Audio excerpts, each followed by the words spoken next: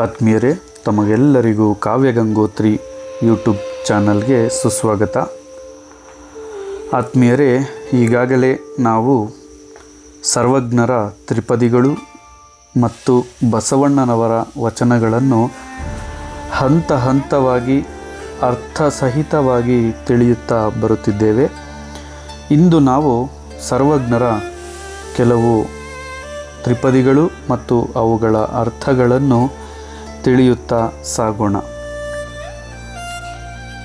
ಮುಂದಿನ ತ್ರಿಪದಿಯು ಸಿರಿಯು ಬಂದರೆ ಲೇಸು, ತೀರದ ಜವ್ವನ ಲೇಸು, ಮರಣವಿಲ್ಲದ ಮಗಲೇಸು ಲಿಂಗಕ್ಕೆ ಶರಣುವೆ ಲೇಸು ಸರ್ವಜ್ಞ. ಈ ತ್ರಿಪದಿಯ ಅರ್ಥವು ಸಂಪತ್ತು ನಮಗೆ ಎಷ್ಟು ಬಂದರೂ ಸಹ ನಮಗೆ ಸಿರಿ ಸಂಪತ್ತು ಒಳ್ಳೆಯದು. ಹಾಗೆಯೇ ಸ್ಥಿರವಾದ ಪ್ರಾಯ ಅಂದರೆ ನಮಗೆ ಪ್ರಾಯ ಎಷ್ಟಿದ್ದರೂ ಅದು ಒಳ್ಳೆಯದೇ. ಯಾಕೆಂದರೆ ಯೌವನವಾಗಿರುವುದು ಎಲ್ಲರಿಗೂ ಇಷ್ಟವೇ ಅಲ್ಲವೇ? ಹಾಗೆ ಸ್ಥಿರವಾದ ಪ್ರಾಯವಿರುವುದು ಸಹ ಒಳ್ಳೆಯದು. ಮರಣವಿಲ್ಲದ ಮಗನಿದ್ದರೆ ಒಳ್ಳೆಯದು ಎಂದರೆ ತನ್ನ ಮುಂದೆ ಸಾವಿಗೆ ಒಳಪಡುವ ಮಗನು, ಅಂದರೆ ಅಪ್ಪ ಬದುಕಿದ್ದಾಗಲೇ ಮಗನ ಸಾವು ಬರುವುದು ಅತ್ಯಂತ ಕಠೋರ ಶೋಕವಾದಂತಹ ವಿಷಯ. ಮರಣವಿಲ್ಲದೆ ತನ್ನ ಎದುರೇ ಮಗನ ಮರಣ ಬರದಿದ್ದರೆ ಅದು ತುಂಬ ಒಳ್ಳೆಯದು. ಇದರಂತೆ ಲಿಂಗಕ್ಕೆ ಶರಣು ಹೋಗುವುದು, ಈ ಸಂಪತ್ತು ಬಂದರೆ ಒಳ್ಳೆಯದು, ಸ್ಥಿರವಾದ ಪ್ರಾಯವಿದ್ದರೆ ಒಳ್ಳೆಯದು, ಮರಣವಿಲ್ಲದ ಮಗನಿದ್ದರೆ ಒಳ್ಳೆಯದು. ಇದು ಎಷ್ಟು ಒಳ್ಳೆಯದೋ ಅಷ್ಟೇ ಒಳ್ಳೆಯದಾಗಿ ಲಿಂಗಕ್ಕೆ ಶರಣ ಹೋಗುವುದು ಸಹ ಉತ್ತಮವಾದದ್ದು, ಒಳ್ಳೆಯದ್ದು ಎಂದು ಸರ್ವಜ್ಞರು ಈ ತ್ರಿಪದಿಯಲ್ಲಿ ತಿಳಿಸಿದ್ದಾರೆ. ಮುಂದಿನ ತ್ರಿಪದಿಯು ಸೋಕಿದ ಸುಖಂಗಳ ನೇಕವನು ಶಿವಗಿತ್ತು, ತಾ ಕಿಂಕರತೆಯ ಕೈಕೊಂಡ ಮನುಜನೇ ಲೋಕಕ್ಕೆ ಶರಣ ಸರ್ವಜ್ಞ. ಇನ್ನೊಮ್ಮೆ ಈ ತ್ರಿಪದಿಯನ್ನು ಕೇಳೋಣ. ಸೋಕಿದ ಸುಖಂಗಳ ನೇಕವನು ಶಿವಗಿತ್ತು, ತಾ ಕಿಂಕರತೆಯ ಕೈಕೊಂಡ ಮನುಜನೇ ಲೋಕಕ್ಕೆ ಶರಣ ಸರ್ವಜ್ಞ. ಈ ತ್ರಿಪದಿಯ ಅರ್ಥವು ದೈವಯೋಗದಿಂದ ತನಗೆ ಪ್ರಾಪ್ತವಾದ ಸುಖಗಳೆಲ್ಲವನ್ನೂ ಶಿವನಿಗೆ ಸಮರ್ಪಿಸಿ ತಾನು ಆ ಸೇವಕನ ಕಾರ್ಯವನ್ನು ಕೈಗೊಂಡ ಮನುಷ್ಯನು. ಎಂದರೆ ದೈವಯೋಗದಿಂದ ತನಗೆ ಬಂದ ಪ್ರಾಪ್ತವಾದ ಸುಖ, ಸಿರಿ, ಸಂಪತ್ತು, ಧನ, ಆಸ್ತಿ, ಪಾಸ್ತಿ ಇವೆಲ್ಲವನ್ನೂ ಶಿವನಿಗೆ ಸಮರ್ಪಿಸಿ, ಅಂದರೆ ದಾನ ಧರ್ಮಗಳನ್ನು ಮಾಡಿ ತಾನು ಶಿವನ ಕಾರ್ಯವನ್ನು, ಶಿವನ ಬಗೆಗಿನ ಧರ್ಮ ಪ್ರಚಾರವನ್ನು, ಶಿವನ ಹೆಸರಿನಲ್ಲಿ ಉತ್ತಮ ಕಾರ್ಯವನ್ನು ಕೈಗೊಂಡ ಮನುಷ್ಯನು ಲೋಕಕ್ಕೆ ಶರಣನೆನಿಸುವನು, ಲೋಕಕ್ಕೆ ಮಹಾತ್ಮನೆನಿಸುವನು ಎಂದು ಈ ತ್ರಿಪದಿಯಲ್ಲಿ ಸರ್ವಜ್ಞರು ತಿಳಿಸಿದ್ದಾರೆ. ಮುಂದಿನ ತ್ರಿಪದಿಯು ಮಲೆಯಜದ ಮರದೊಳಗೆ ಸಲೆ ಗಂಧವಿಪ್ಪಂತೆ, ಸುಲಲಿತವೂ ಆದ ಶರಣರ ಹೃದಯದಲ್ಲಿ ನೆಲೆಸಿಹನು ಶಿವನು ಸರ್ವಜ್ಞ. ಮತ್ತೊಮ್ಮೆ ಈ ತ್ರಿಪದಿಯನ್ನು ಕೇಳೋಣ. ಮಲಯಜದ ಮರದೊಳಗೆ ಸಲೆ ಗಂಧವಿಪ್ಪಂತೆ, ಸುಲಲಿತವೂ ಆದ ಶರಣರ ಹೃದಯದಲ್ಲಿ ನೆಲೆಸಿಹನು ಶಿವನು ಸರ್ವಜ್ಞ. ಈ ತ್ರಿಪದಿಯ ಅರ್ಥವು ಮಲಯ ಪರ್ವತದೊಳಗೆ ಬೆಳೆದ ಶ್ರೀಗಂಧ ವೃಕ್ಷದಲ್ಲಿ ಉತ್ತಮವಾದ ಸುವಾಸನೆ ಇರುವಂತೆ, ಎಂದರೆ ಮಲಯ ಪರ್ವತದೊಳಗೆ ಬೆಳೆಯುವ ಶ್ರೀಗಂಧ ವೃಕ್ಷದಲ್ಲಿ ಉತ್ತಮವಾದ ಸುವಾಸನೆ ಬರುತ್ತೆ ಎಂಬುದು ಎಲ್ಲರ ಉತ್ತಮವಾದ ದೃಢತೆಯಾಗಿ ಉತ್ತಮವಾದ ಸುವಾಸನೆ ಬರುವಂತಹ ಶ್ರೀಗಂಧ ವೃಕ್ಷಗಳು ಮಲೆಯ ಪರ್ವತದೊಳಗೆ ಸಿಗುವಂಥವು ಉತ್ತಮ ಗುಣಮಟ್ಟದ್ದಾಗಿರುತ್ತದೆ. ಹಾಗೆ ಅವು ಸಜ್ಜನರಾದ ಶರಣರ ಹೃದಯದಲ್ಲಿ ಹೇಗೆ ಮಲೆಯ ಪರ್ವತದೊಳಗೆ ಬೆಳೆದ ಶ್ರೀಗಂಧವು ಉತ್ತಮವಾಗಿರುತ್ತದೋ ಹಾಗೆ ಸಜ್ಜನರಾದ ಶರಣರ ಹೃದಯದಲ್ಲಿ ಶಿವನನ್ನು ವಾಸ ಮಾಡಿಕೊಂಡಿರುವನು. ಆ ಪರ್ವತದೊಳಗೆ ಬೆಳೆದ ಶ್ರೀಗಂಧಕ್ಕೆ ಎಷ್ಟು ಗುಣಮಟ್ಟತೆ ಇರುತ್ತದೋ ಹಾಗೆ ಸಜ್ಜನರಾದ ಶರಣರ ಹೃದಯದಲ್ಲಿ ಶಿವನು ವಾಸ ಮಾಡಿಕೊಂಡು ಇರುವನು ಎಂಬುದು ಈ ತ್ರಿಪದಿಯ ಅರ್ಥವಾಗಿದೆ.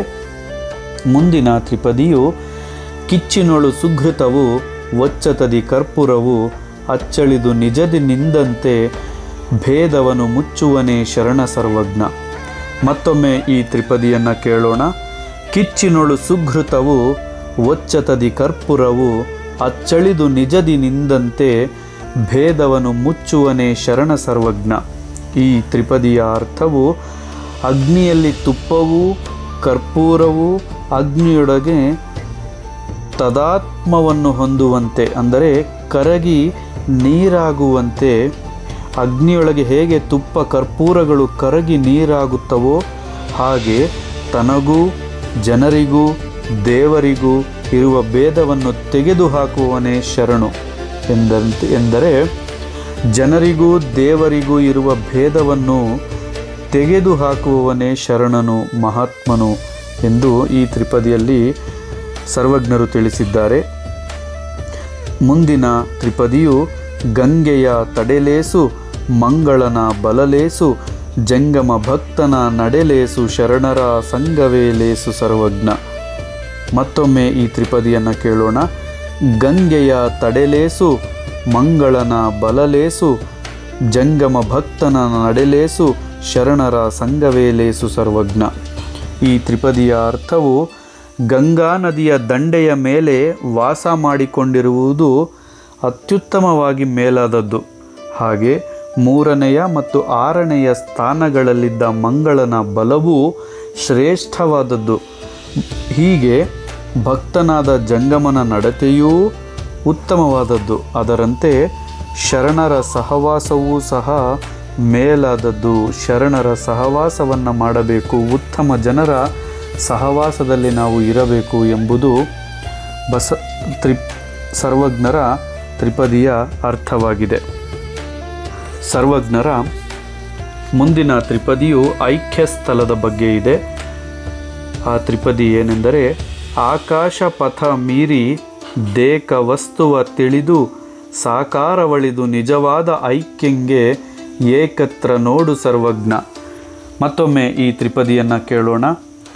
ಆಕಾಶ ಪಥ ಮೀರಿ ದೇಕ ವಸ್ತುವ ತಿಳಿದು ಸಾಕಾರವಳಿದು ನಿಜವಾದ ಐಕ್ಯಂಗೆ ಏಕತ್ರ ನೋಡು ಸರ್ವಜ್ಞ. ಈ ತ್ರಿಪದಿಯ ಅರ್ಥವು ಸಕಲ ವಿಶ್ವವನ್ನೂ ತುಂಬಿ ಇನ್ನೂ ದಶಾಂಗುಲ ಉಳಿದ ಒಂದೇ ಒಂದಾದ ಆತ್ಮವಸ್ತುವನ್ನು ತಿಳಿದುಕೊಂಡು, ಅಂದರೆ ಸಕಲ ವಿಶ್ವವನ್ನೂ ತುಂಬಿ ಇನ್ನೂ ದಶಾಂಗುಳ ಉಳಿದ ಒಂದೇ ಒಂದಾದದ್ದು ಆತ್ಮವಸ್ತು, ಅದನ್ನೂ ತಿಳಿದುಕೊಂಡು ತನ್ನ ದೇಹ ಭಾಗವನ್ನು ಬಿಟ್ಟು ನಿಜವಾಗಿಯೂ ಐಕ್ಯನಾದ ಭಕ್ತನಿಗೆ ಲಿಂಗದಲ್ಲಿಯೂ ಅವನಲ್ಲಿಯೂ ಭೇದವಿಲ್ಲವೆಂದು ತಿಳಿ ಎಂದು ಈ ತ್ರಿಪದಿಯಲ್ಲಿ ಸರ್ವಜ್ಞರು ತಿಳಿಸಿದ್ದಾರೆ. ಮುಂದಿನ ತ್ರಿಪದಿಯು ನಾನು ನೀನು ಗಳದು ತಾನು ಲಿಂಗದಿ ಉಳಿದು ನಾನಾ ಭ್ರಮೆಗಳ ಅತಿಗಳೆದು ನಿಂದಾತ ತಾನೈಕ್ಯ ನೋಡು ಸರ್ವಜ್ಞ. ಮತ್ತೊಮ್ಮೆ ಈ ತ್ರಿಪದಿಯನ್ನು ಕೇಳೋಣ.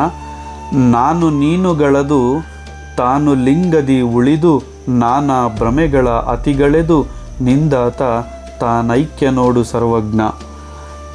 ಈ ತ್ರಿಪದಿಯ ಅರ್ಥವು ನಾನು ನೀನು ಎಂಬ ಭೇದವನ್ನು ಬಿಟ್ಟು ಅದನ್ನು ತೆಗೆದುಹಾಕಿ ತಾನು ಲಿಂಗ ಸ್ವರೂಪನಾಗಿ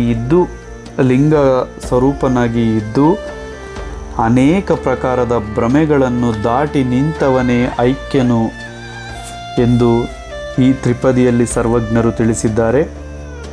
ಮುಂದಿನ ತ್ರಿಪದಿಯು ಹೀನಂಗೆ ಗತಿಯಿಲ್ಲ ದೀನಗನುಚಿತವಲ್ಲ ಏನೂ ಇಲ್ಲದವನಿಗೆ ಭಕ್ತಿಯಿಲ್ಲ ಐಕ್ಯಂಗೆ ತಾನೆಂಬುದಿಲ್ಲ ಸರ್ವಜ್ಞ.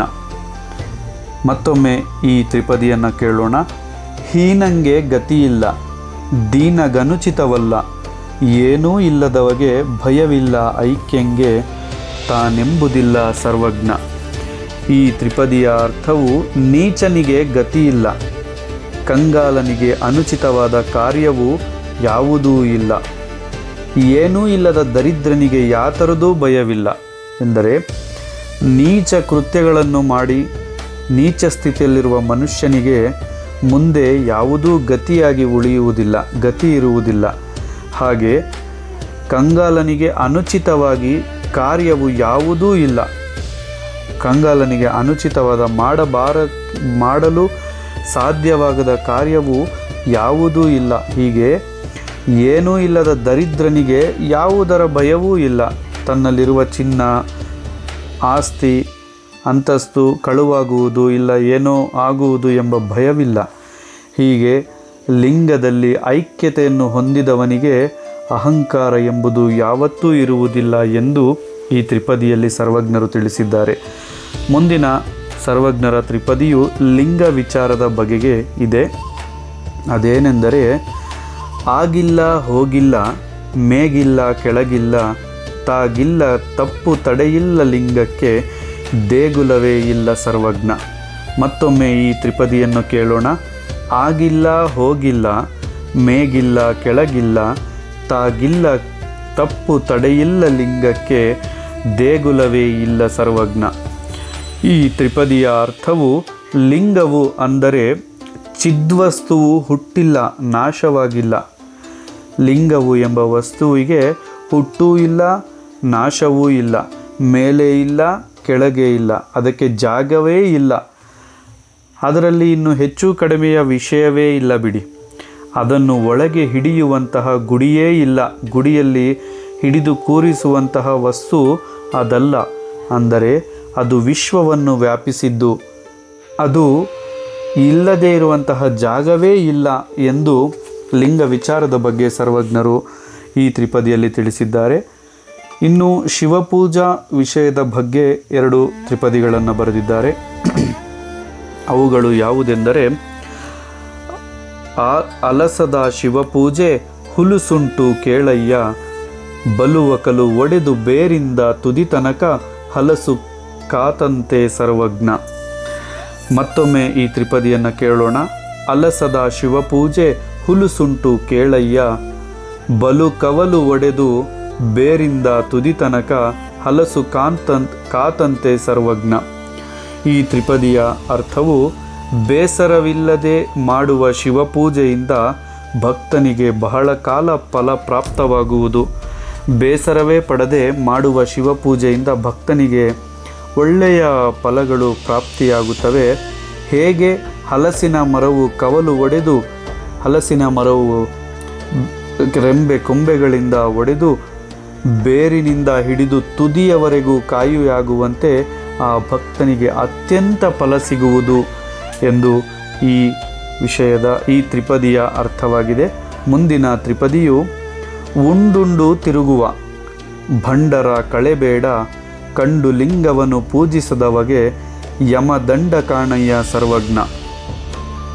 ಮತ್ತೊಮ್ಮೆ ಈ ತ್ರಿಪದಿಯನ್ನು ಕೇಳೋಣ. ಉಂಡುಂಡು ತಿರುಗುವ ಭಂಡರ ಕಳೆಬೇಡ, ಕಂಡು ಲಿಂಗವನ್ನು ಪೂಜಿಸದವಗೆ ಯಮದಂಡ ಕಾಣಯ್ಯ ಸರ್ವಜ್ಞ.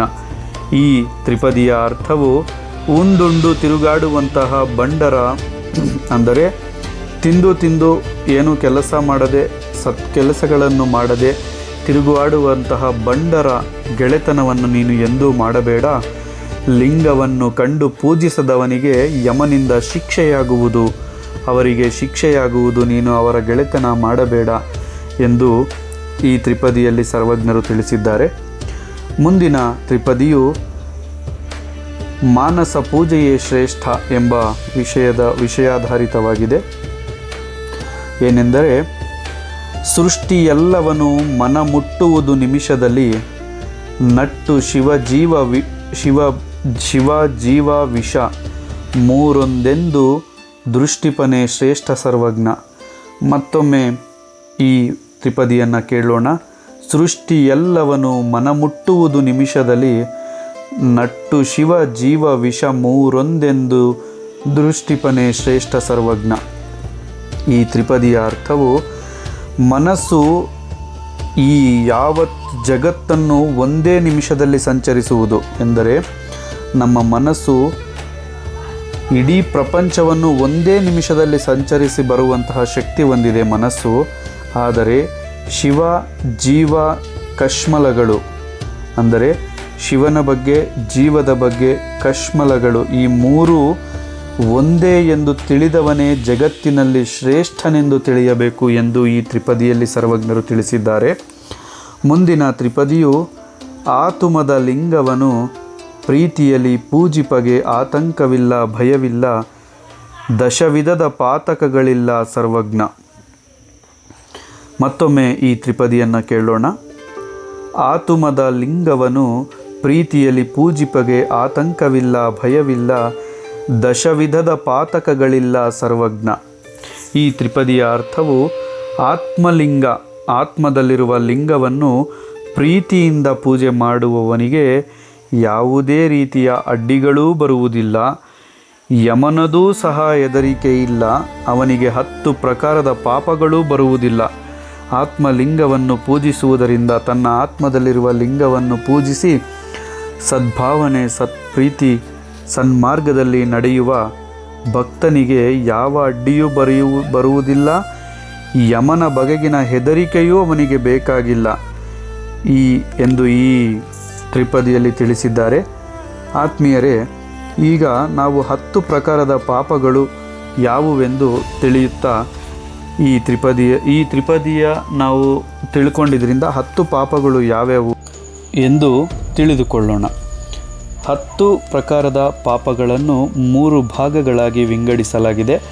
ಒಂದನೆಯದು ಕಾಯಿಕ ಪಾಪಗಳು, ಎಂದರೆ ದೇಹದಿಂದ ಆಗುವಂತಹ ಪಾಪಗಳು. ಇವುಗಳನ್ನು ಕಾಯಿಕ ಪಾತಕಗಳು ಎಂದು ಕರೆಯುತ್ತಾರೆ. ಅದರಲ್ಲಿ ಅದತ್ತ ನಾಮೋಪಾದನಂ ಇದು ಒಂದನೆಯ ಪಾಪ. ಅದತ್ತ ನಾಮೋಪಾದನಂ ಎಂದರೆ ಜನರು ತನಗೆ ಕೊಡದೇ ಇದ್ದುದನ್ನು ತಾನು ಕಳ್ಳತನ ಮಾಡುವುದು, ಇದು ಒಂದನೆಯ ಪಾಪ. ಎರಡನೆಯದಾಗಿ ಅವಿಧಾನತಃ ಎಂದರೆ ಹಿಂಸೆ ಮಾಡುವುದು, ವೇದದಲ್ಲಿ ಹೇಳಿದ ಮಾರ್ಗವನ್ನು ಬಿಟ್ಟು ಪ್ರಾಣಿಗಳಿಗೆ ಹಿಂಸೆಯನ್ನು ಕೊಡುವುದು. ಹೇಳಿದ ಮಾರ್ಗವನ್ನು ಬಿಟ್ಟು ಬೇರೆ ಸಮಯದಲ್ಲಿಯೂ ಸಹ ಪ್ರಾಣಿಗಳಿಗೆ ಹಿಂಸೆಯನ್ನು ಮಾಡುವುದು, ಕೊಲೆ ಮಾಡುವುದು, ಇದು ಅವಿಧಾನತಃ ಕಾಯಿಕ ಪಾತಕಗಳಲ್ಲಿ ಎರಡನೆಯ ಅಂಶ. ಮೂರನೆಯ ಪಾಪವು ಪರಸ್ತ್ರೀ ಸಂಗ ಮಾಡುವುದು ಸಹ ಶಾರೀರಿಕ ಪಾತಕಗಳಲ್ಲಿ ಒಂದಾಗಿದೆ. ಶಾರೀರಿಕ ಪಾತಕಗಳಲ್ಲಿ 3 ಬಗೆಗಳನ್ನು ನಾವು ತಿಳ್ಕೊಂಡೆವು. ಒಂದು ಅದತ್ತ ನಾಮೋಪಾದನಂ ಎಂದರೆ ಜನರು ತನಗೆ ಕೊಡದೇ ಇದ್ದುದನ್ನು ಕಸಿದುಕೊಳ್ಳುವುದು. ಅವಿಧಾನತಃ ಎಂದರೆ ಪ್ರಾಣಿ ಹಿಂಸೆ ಮಾಡುವುದು. ಎರಡನೆಯದು ಪರಸ್ತ್ರೀ ಸಂಗ. ಈ 3 ಶಾರೀರಿಕ ಪಾತಕಗಳಾಗಿವೆ. ಇನ್ನು ಎರಡನೆಯ ಭಾಗ ವಾಚಿಕ ಪಾತಕಗಳು ಎಂದರೆ ಪಾರುಷ್ಯ. ಈ ವಾಚಿಕ ಪಾತಕಗಳಲ್ಲಿ 4 ಭಾಗಗಳಾಗಿ ವಿಂಗಡಿಸಿದ್ದಾರೆ. ಅವುಗಳಲ್ಲಿ ಒಂದು ಪಾರುಷ್ಯ ಎಂದರೆ ಮಾತನಾಡುವುದರಿಂದ, ಮಾತಿನಿಂದ ಆಗುವಂತಹ ಪಾಪಗಳಲ್ಲಿ 4 ಭಾಗ. ಅದರಲ್ಲಿ ಒಂದು ಪಾರುಷ್ಯ ಎಂದರೆ ಬಿರುಸಾಗಿ ಮಾತನಾಡುವುದು, ಅಂದರೆ ಕಠಿಣವಾಗಿ ಮಾತನಾಡುವುದು. ಒಂದು ಅನೃತ ಎಂದರೆ ಸುಳ್ಳು ಮಾತನಾಡುವುದು. 2 ಪೈಶೂನ್ಯ ಎಂದರೆ ಚಾಡಿ ಹೇಳುವುದು, ಒಬ್ಬರ ಮೇಲೆ ಇನ್ನೊಬ್ಬರಿಗೆ ಚಾಡಿ ಹೇಳುವುದು. 4ನೇದು ಅಸಂಬದ್ಧ ಪ್ರಲಾಪ ಎಂದರೆ ಒಂದಕ್ಕೊಂದು ಸಂಬಂಧವಿಲ್ಲದೆ ಮಾತನಾಡುವುದು ಅಸಂಬದ್ಧ ಪ್ರಲಾಪವಾಗಿದೆ. ಈಗ ವಾಚಿಕ ಪಾಪಗಳಲ್ಲಿ 4 ಬಗೆಗಳನ್ನು ತಿಳ್ಕೊಂಡ್ವಿ. ಮುಂದಿನದು ಮಾನಸಿಕ ಪಾಪಗಳು ಎಂದರೆ 3ನೆಯ ಭಾಗ ಮಾನಸಿಕ ಪಾಪಗಳು. ಮಾನಸಿಕ ಪಾಪಗಳನ್ನು ಇಲ್ಲಿ 3 ಭಾಗಗಳಾಗಿ ಮತ್ತೆ ಮನಸ್ಸಿನಿಂದ ಆಗುವ ಪಾಪಗಳನ್ನು, ಮಾನಸಿಕ ಪಾಪಗಳು ಅಂದರೆ ಮನಸ್ಸಿನಿಂದ ಆಗುವ ಪಾಪಗಳನ್ನು ಮತ್ತೆ 3 ಬಗೆಗಳಾಗಿ ವಿಂಗಡಿಸಿದ್ದಾರೆ. ಅವುಗಳೆಂದರೆ ಒಂದನೆಯದು ಪರದ್ರವ್ಯಾಭಿಧ್ಯಾನ ಎಂದರೆ ಇಲ್ಲಿ ಎರಡನೆಯವರ ದುಡ್ಡನ್ನೇ ಎತ್ತಿ ಹಾಕಬೇಕೆಂದು ಆಲೋಚನೆ ಮಾಡುವುದು, ಎಂದರೆ ಬೇರೆಯವರ ದುಡ್ಡಿಗೆ ಆಸೆ ಪಡುವುದು ಎಂಬಂತೆ. ಎರಡನೆಯದಾಗಿ ಮತ್ತೆ ನಿಮಗೆ ಮನಸ ಅನಿಷ್ಟ ಚಿಂತನ, ಎರಡನೆಯ ಇದು ಮಾನಸಿಕ ಪಾಪಗಳಲ್ಲಿ ಎರಡನೆಯದು ಮನಸಾನಿಷ್ಟ ಚಿಂತನ ಎಂದರೆ ಮನಸ್ಸಿನಿಂದ ಎರಡನೆಯವರಿಗೆ ಕೆಡುಕಾಗಬೇಕು, ಅವರಿಗೆ ಕೆಟ್ಟದಾಗಬೇಕು ಅಂತ ನಾವು ಆಲೋಚನೆ ಮಾಡೋದು ಸಹ ಒಂದು ರೀತಿಯ ಪಾಪವೇ. ಮತ್ತು ಮಾನಸಿಕ ಪಾಪಗಳಲ್ಲಿ 3ನೆಯ ಹಂತ ವಿತತ ಅಭಿನಿವೇಶ ಎಂದರೆ ಸುಳ್ಳೇ ಸೋಗು ಮಾಡೋಣ ಎಂದರೆ ಸುಳ್ಳನ್ನೇ ಹೇಳುವುದು ಸಹ ಮಾನಸಿಕ ಪಾಪಗಳಲ್ಲಿ ಸೇರುತ್ತದೆ. ಹೀಗೆ 10 ಬಗೆಯ ಪಾಪಗಳೂ ಸಹ ನಾವು ಶಿವನ ಧ್ಯಾನ ಮಾಡಿದರೆ ಆತ್ಮಲಿಂಗದ ಪ್ರೀತಿಯಲ್ಲಿ ಆತ್ಮಲಿಂಗವನ್ನು ನಾವು ಪ್ರೀತಿಯಿಂದ ಪೂಜಿಸಿದರೆ ಈ 10 ಪ್ರಕಾರದ ಪಾಪಗಳು ಅವನಿಗೆ ಇರುವುದಿಲ್ಲ, ಯಮನದೂ ಸಹ ಭಯವಿರುವುದಿಲ್ಲ ಎಂದು ಬಸವಣ್ಣನವರು ಈ ತ್ರಿಪದಿಯಲ್ಲಿ ತಿಳಿಸಿದ್ದಾರೆ. ಮುಂದೆ ತ್ರಿಪದಿಗಳಲ್ಲಿ ಮುಂದಿನ ತ್ರಿಪದಿಯು ಲಿಂಗವನು ಅಂದವನ ಅಂಗ ಹಿಂಗಿರಬೇಕು, ತೆಂಗಿನಕಾಯಿ ಪರಿಪೂರ್ಣ ಬಲಿದು ಜಲ ಹಿಂಗಿದಪ್ಪಂದ ಸರ್ವಜ್ಞ.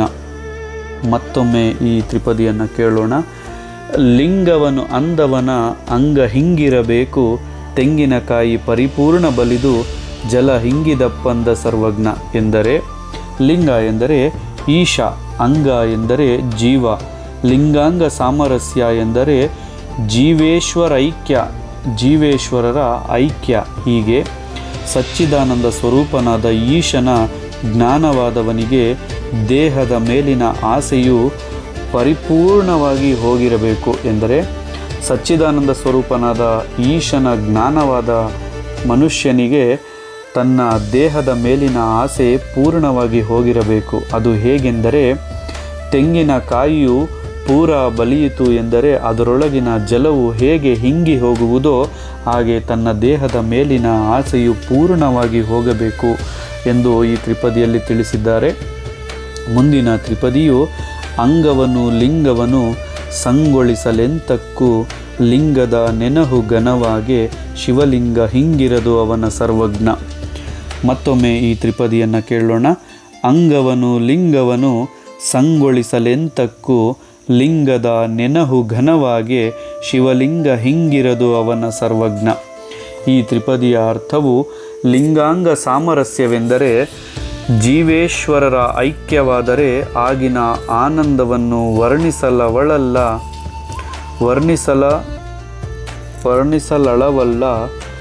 ಲಿಂಗದ ನೆನಹು ಲಿಂಗದ ಧ್ಯಾನವು ಮಿಗಿಲಾಗಿ ಲಿಂಗ ಶಿವಲಿಂಗವು ಅವನನ್ನು ಬಿಟ್ಟು ಬೇರೆ ಇರುವುದಿಲ್ಲ. ಅಂದರೆ ಅವನೇ ಈಶ್ವರ ಸ್ವರೂಪನಾಗಿರುವನು. ಎಂದರೆ ಲಿಂಗಾಂಗ ಸಾಮರಸ್ಯವಾದರೆ ಜೀವೇಶ್ವರರ ಐಕ್ಯವಾದರೆ ಆ ಆನಂದವನ್ನು ವರ್ಣಿಸಲು ಪದಗಳೇ ಸಾಲುವುದಿಲ್ಲ. ಲಿಂಗದ ನೆನಹು ಲಿಂಗದ ಧ್ಯಾನದ ಮಿಗಿಲಾಗಿ ಶಿವಲಿಂಗವು ಅವನನ್ನು ಬಿಟ್ಟು ಶಿವಲಿಂಗವೇ ಬೇರೆ ಇರುವುದಿಲ್ಲ ಅವನನ್ನು ಬಿಟ್ಟು. ಎಂದರೆ ಅವನೇ ಈಶ್ವರನ ಸ್ವರೂಪವಾಗಿರುತ್ತಾನೆ ಎಂಬುದು ಈ ತ್ರಿಪದಿಯ ಅರ್ಥವಾಗಿದೆ. ಮುಂದಿನ ತ್ರಿಪದಿಯು ಒಮ್ಮನದ ಶಿವಪೂಜೆ ಗಮ್ಮನೆ ಮಾಡುವುದು, ಇಮ್ಮನವ ಪಿಡಿದು ಕೆಡಬೇಡ ವಿಧಿವಶವು ಸರಿಮ್ಮನೆ ಕೆಡಗು ಸರ್ವಜ್ಞ. ಈ ತ್ರಿಪದಿಯನ್ನು ಮತ್ತೆ ಕೇಳೋಣ. ಒಮ್ಮನದ ಶಿವಪೂಜೆ ಗಮ್ಮನೆ ಮಾಡುವುದು, ಇಮ್ಮನವ ಪಿಡಿದು ಕೆಡಬೇಡ ವಿಧಿವಶವು ಸರಿಮ್ಮನೆ ಕೆಡಗು ಸರ್ವಜ್ಞ. ಈ ತ್ರಿಪದಿಯ ಅರ್ಥವು ಶಾಂತವಾಗಿಯೂ ಏಕಚಿತ್ತದಿಂದಲೂ ಶಿವಪೂಜೆಯನ್ನು ಮಾಡಬೇಕು. ಎಂದರೆ ಪ್ರಶಾಂತವಾದ ಮನಸ್ಸಿನಲ್ಲಿ ಒಂದೇ ಧ್ಯಾನದಿಂದ ಒಂದೇ ಮನಸ್ಸಿನಿಂದ ಶಾಂತವಾಗಿ ಶಿವಪೂಜೆಯನ್ನು ಮಾಡಬೇಕು. 2 ಚಿತ್ತ ಅಂದರೆ ಭೇದ ಬುದ್ಧಿ ಬೇರೆ ಯೋಚನೆಯಲ್ಲಿ ನಾವು ಶಿವಪೂಜೆಯನ್ನು ಮಾಡಿ ಕೆಡಬಾರದು. ಅದರಿಂದ ಪೂರ್ವಾರ್ಜಿತ ಪುಣ್ಯವೂ ನಾಶವಾಗಿ ಹೋಗುವುದು. ನೀವು 2ನೇ ಮನಸ್ಸಿನಲ್ಲಿ 2 ಚಿತ್ತದಿಂದ ಈ ಶಿವಪೂಜೆಯನ್ನು ಮಾಡಿದರೆ ನೀವು ಪೂರ್ವಾರ್ಜಿತ ಮೊದಲು ಮಾಡಿದಂತಹ ಪುಣ್ಯವೂ ಸಹ ನಾಶವಾಗಿ ಹೋಗುವುದು ಎಂದು ಸರ್ವಜ್ಞರು ಈ ತ್ರಿಪದಿಯಲ್ಲಿ ತಿಳಿಸಿದ್ದಾರೆ. ಆತ್ಮೀಯರೇ, ಇದೇ ರೀತಿಯ ಸರ್ವಜ್ಞರ ತ್ರಿಪದಿಗಳು ಮತ್ತು ಅವುಗಳ ಅರ್ಥಗಳನ್ನು ಇನ್ನು ಮುಂದೆ ಹೆಚ್ಚಾಗಿ ಕಲಿಯುತ್ತಾ ತಿಳಿಯುತ್ತಾ ಅದನ್ನು ಅನುಸರಿಸುತ್ತಾ ಸಾಗೋಣ. ಇದೇ ರೀತಿಯ ತ್ರಿಪದಿಗಳಿಗಾಗಿ ದಯವಿಟ್ಟು ನಮ್ಮ ಕಾವ್ಯಗಂಗೋತ್ರಿ ಯೂಟ್ಯೂಬ್ ಚಾನಲನ್ನು ಸಬ್ಸ್ಕ್ರೈಬ್ ಮಾಡಿ, ಈ ವಿಚಾರಗಳನ್ನು ನಿಮ್ಮವರೊಂದಿಗೆ ಶೇರ್ ಮಾಡಿ ಎಂದು ಬಯಸುತ್ತಾ ನಿಮ್ಮ ಕಾವ್ಯಗಂಗೋತ್ರಿ ಚಿತ್ರತಂಡ ಧನ್ಯವಾದಗಳೊಂದಿಗೆ.